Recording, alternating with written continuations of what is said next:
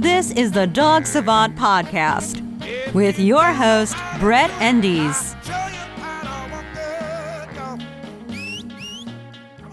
Hey everybody, welcome to the Dog Savant Podcast. This is episode 15. I am Brett, I am your host. I am a professional dog trainer. It is 5:15 in the morning, so I'm a little tired. Just wanted to get this out to you guys. Pardon my voice and maybe my lack of enthusiasm. Just woke up, but I definitely want to keep to my commitment, get this out to you on a weekly basis. Every Monday you should get a new episode. Unfortunately, Jordan, my producer, is back in New York this week, so this is going to be an audio-only version of the podcast. I admittedly am not technologically, is that how you say? Technologically savvy, and I pretty much can just do this via iPhone, and I don't have the setup and all that. So next week we should have a back to a video version if you enjoy seeing my handsome face. But for now, we'll have the audio version up on iTunes, hopefully Monday, and we'll do the audio only version on YouTube and the other video platforms as well. Let's see. As far as the show, I've been getting some people telling me they're enjoying it. It's been helping, getting some good feedback, some criticism, mostly constructive, and I'm trying to accommodate because I want you to enjoy this. I do this to help you, to give you some entertainment, to just help you learn how to understand your dog better, give you some information that can hopefully help you, even if you're not a local client or somebody that I work with individually. And I do that with all the media I put out there. So that's why I keep doing it, because if it helps people in the real world, I'm sure it can help you virtually. So to support me, please subscribe to this podcast, subscribe to my YouTube channel, rate, review, all that good stuff. I have a Patreon page. If you feel like supporting me, you can do it that too. It's just the Dog Savant on Patreon. As far as anything else, just share with your friends. And I thank you for listening and give me feedback. I really like hearing how this affects you and things I can do to improve your listening and viewer experience. That go well? Okay, I said that good. Let's see. So let's jump right into what's been going on. For many of you, you know that I am the host of the show, The Untrainables, on Facebook Watch, and it is doing quite well. We had our first episode come out on Saturday. This is pretty cool. I've never had that many people, exposed to me and what I do, and the feedback's been pretty good with that as well. I've been bracing myself. There's been a few, trolly comments, which is to be expected with anything these days, especially when you're dealing with the animal realm with dogs and training, and everybody happens to have an opinion and a feeling about it versus what's really going on, and I talk about that a lot. Today's not going to be more of a technical podcast, just going to talk about some general things. But, I'm touched. I really like it. There's been so many people watching it. We're already having the second episode come out tomorrow, which is Saturday, September 22nd, 2018, if you want to date stamp this. And it's just the network thinks it's going to be even more popular than the first. And it just keeps gaining ground. This is just really cool.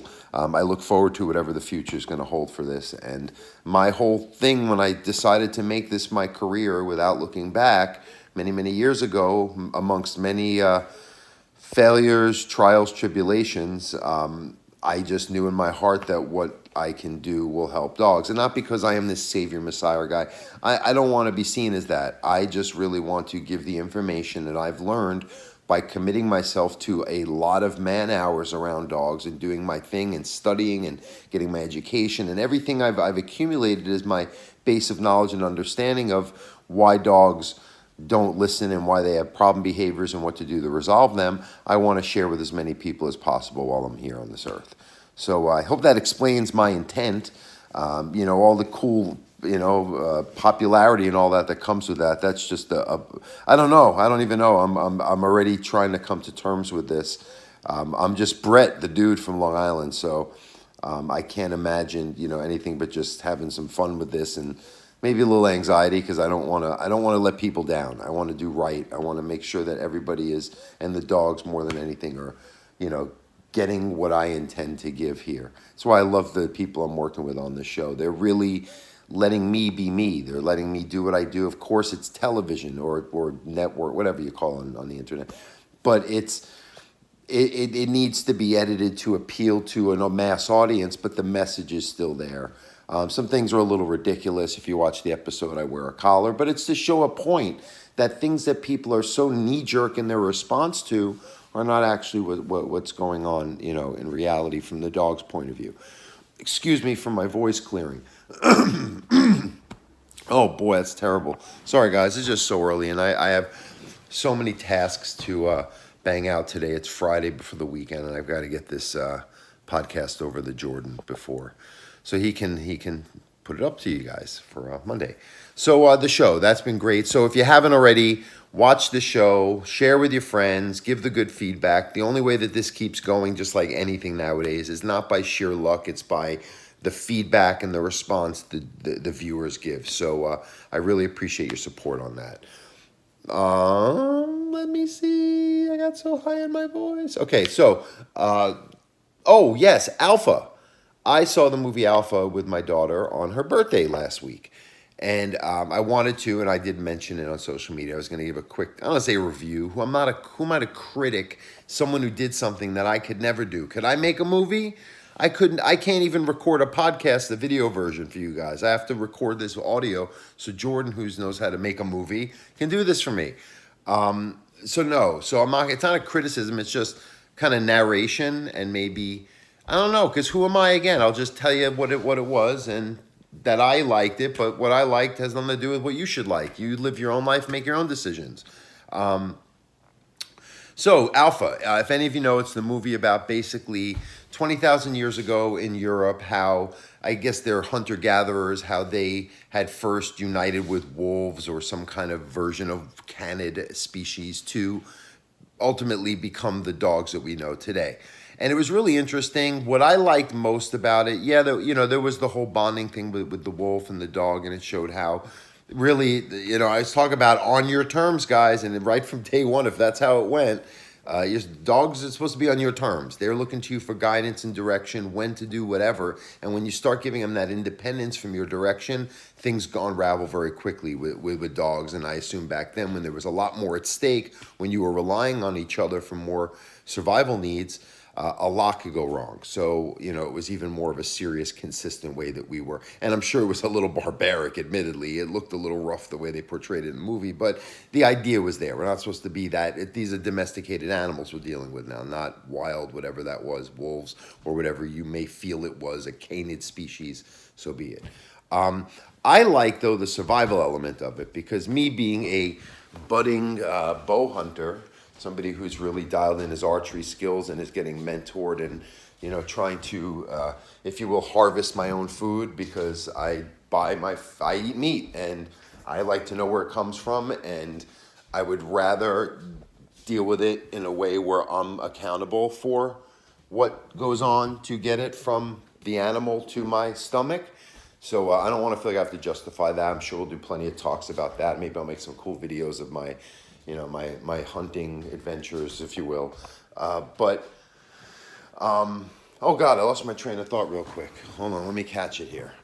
Oh, so the hunter-gatherer thing, yes, of course. So that was so cool because it showed how they survived, how they would, they would work together, the pack of humans, if you will, and the dogs, and it all was like this integral thing. So really neat. Nowadays they make movies pretty cool because they can portray time periods that really looks like it's there. So all that cinematography, if you will, that was all pretty cool too. Really enjoyed the movie. I liked it. My daughter was thrilled. There were some rough moments that, look, she's 13 now. She'll deal with it, but it was good for her. She's a tough kid. She can. It wasn't the worst thing, but some people would have safe spaced the shit out of their kids for a movie like that. No, that's not my deal. That's not what I do with my kids either. I make my kids see reality and deal with it to what is appropriate for what their psychological state and age can handle. And at 13, I think she can handle watching a few animals get slaughtered or a few, fights go on, between animals and humans or whatever. So anyway, Alpha. All right, here's my review. 2 thumbs up. Not really, but it's a good movie. I liked it, especially if you're into dogs, of course, or ancient man or history or, the hunting. Not a lot of talking. There was some subtitles, but it was, I guess, some kind of language they used back then. But I liked Alpha. Good movie. Okay, so moving on. Let me see. I actually made some notes because Jordan's not here to orchestrate things. I'm walking around, guys. This is a very impromptu podcast. Let me see. Oh, yeah, I was going to do a Q&A for you guys. This is going to be a short podcast, too, because of the nature of things. And I got to get the day rolling here. I just got back from Colorado a couple days ago. Got a whole long list of to-dos. But anyway, Q&A. So I just wanted, let me just pull this one up here. I have it here prepared for you. Okay, this one comes from Michael C. from Illinois. Okay, cool. Thanks for listening, dude. So Michael says, I have a puppy and it's peeing everywhere and I don't know what to do. Okay, so when I get this, first of all, I asked is, are you letting it pee everywhere? Are you giving it access to bathroom areas other than outside? Well, what do you mean by that? My dog can't be confined all day long. Yes, but we have to create some kind of potty training regimen where we can cut off where we think they're going to have to go to the bathroom and teach them to wait just slightly longer. Now we have to figure out, is your dog 4 months old? Is it 8 months old? Because that's going to make a big difference too. How old they are is going to dictate how long they can wait in between bathroom visits. So let's say, for example, you take your puppy out in the morning and he or she goes out and they do their business because they've been holding it all night. And now they come back in and you think they'll be okay so they can have some freedom. But after an hour, they're pretty consistently going to having the accident, in the corner of the living room or something. Why don't you, at 45 minutes, get your puppy, put him or her in a crate or even on a short leash. A lot of times that'll keep them in a confined, limited space so that they know that if they go to the bathroom, they're more likely to now have to deal with it, which dogs' instincts tell them they don't want to do. So it would make them hold it until the next interval where, a 4-month-old puppy can easily go 2-3 hours or more, but we have to build that up. So it's not punishment. It's just teaching your dog that at whatever point he's used to now going to the bathroom where you just take him out to try to catch it and he doesn't learn the ability to condense his bathroom visits and then hold it longer and longer as he gets older and these abilities develop. You're going to have him hold it. The crate can be in the same room as you. You can, again, have him on a leash, but you want him or her to be able to understand that when they're outside, that's their window of opportunity. Make sure they have enough time to do it. But once they take care of business, it's not going to be so easy. They're not going to have the accident in an hour or be accommodated to be let back out. They're going to have to wait a little bit longer and develop this understanding to take care of all their business, go on command, if you will, and then learn how to hold it, because one day you're going to have to expect your dog to go to the bathroom and deal with a 6-hour, time in between, 6-8 hour workday even. And dogs can learn this as long as there's no medical issues, if they're not old and there's some things developing that they can't hold it anymore. But other than that, a young dog, if you teach him young and you're a little more strict and you build these skills, you'll get your dog on track there. So take that principle, try to find the times of day where your dog may not be able to hold it for the full duration of time when they're inside, to wait till they're able to go outside again, and use the crate or confinement as a tool, and just make sure you're not using it in a negative way. You should be using the crate at other times, just more of a random part of their day, feeding them in the crate, and it's really the safest place for a puppy. And it's not a big deal if your movement's restricted, if you're making sure the puppy gets ample exercise, attention, and all of their needs met. It's actually good for a dog to have some downtime as well. As long as you're not overdoing it. So I hope that answers your question. For all of you, please, let me know if you have any questions. I'm going to be doing more of them. And for the Untrainable show, we're going to be doing a Q&A video segment next week. I'll be answering questions from the show. So if you want to, throw a message into there in the comments on the Untrainables, we're going to be answering a few of them as well every week. So again, thank you so much for listening to the podcast. Go to my website, dogtrainingla.com. That'll be like the hub to connect to anything else that's going on. You can get on my YouTube page, YouTube / Dog Training LA. But most things are the Dog Savant or the Untrainables. You can find me there. And keep listening, keep supporting what I do. Share with your friends. It's going to keep this going. I really want to put that message out there, and I need your help. Thanks again, guys, so much, and keep training your dogs. Have a great day.